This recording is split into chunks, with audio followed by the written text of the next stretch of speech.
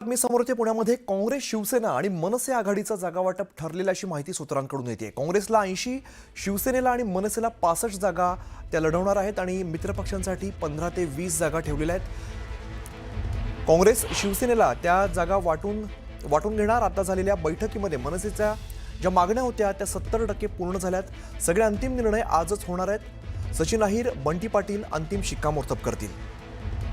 यामध्ये काँग्रेसला 80 तर शिवसेना मनसेला 65 जागा आहेत। मित्रपक्षांसाठी 15 ते 20 जागा ठेवलेल्या आहेत। अभिजित पोते आमचे प्रतिनिधी आपल्याला अधिकची माहिती देतात। अभिजित, जागा वाटपाचं गणित नेमकं कसं ठरलेलं आहे?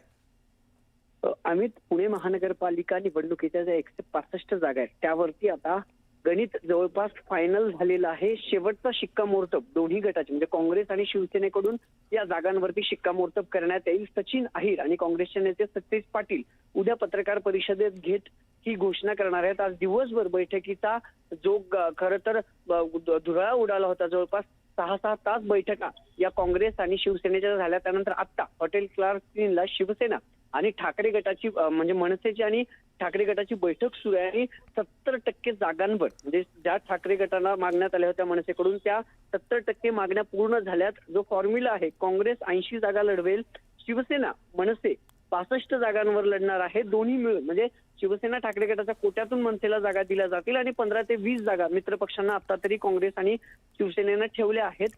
जर मित्रपक्ष नाही आले तर या 15 ते 20 जागा पुन्हा हे दोन्ही पक्ष वाटून घेतील। म्हणजे जवळपास आता 165 जागांचा हा सगळा तिढा सुटलाय आणि जवळपास शिक्कामोर्तब सचिन अहिर आणि सतेज पाटील करतील। उद्या पत्रकार परिषद घेत हे दोन्ही नेते घोषणा करतील। पण आता तरी शिवसेना म्हणजे ठाकरे गट आणि काँग्रेस या दोघांमधला तिढा जो आहे तो जागेचा जवळपास सुटलाय आणि मनसे देखील आता ठाकरे गटासोबत लढेल आणि मनसे लढताना ठाकरे गटाच्या म्हणजे ठाकरे गट कोट्यातून जागा लढेल आणि 70% जागांवर मनसेच्या देखील आता शिक्कामोर्तब झाले। आता क्लार्कच्या बैठकीनंतर हे मनसे आणि ठाकरेचे उद्धव ठाकरेंचे नेते काय सांगतात, काय माहिती देतात आणि थोड्याच त्यानंतर सतेज पाटील आणि सचिन अहिर यांची देखील खरं तर बैठक आहे आणि या दोन्ही नेत्यांच्या बैठकीत हा सगळा दिवसभराचा तिन्ही पक्षांनी जो प्रस्ताव पाठवलाय म्हणजे आणि घोषणा कशा पद्धतीने केली जाते, कसं सांगितलं तर हे सुद्धा पाहणं महत्त्वाचं असेल। धन्यवाद या सगळ्या माहितीसाठी।